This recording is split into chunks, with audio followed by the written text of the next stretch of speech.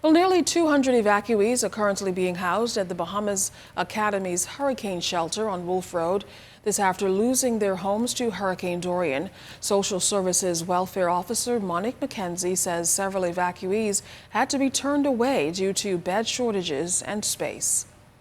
At the center, we have 193 persons. Out of that, we have 94 males, 61 females, 15 male children, and 23 female children. Of this number, approximately about 95% of these persons are Haitian nationals.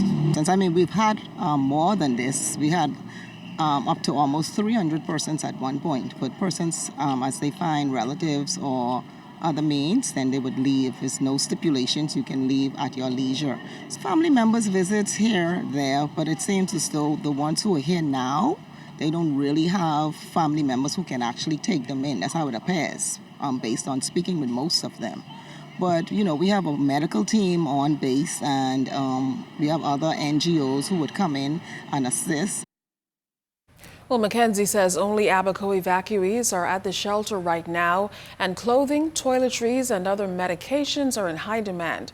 But she says even though security is strictly enforced, she's concerned about evacuees with no family members refusing to return to the shelter after their breaks. We try not to take persons off the streets because we are not quite sure whether or not they were evacuees from the various islands that were impacted by Hurricane Dorian.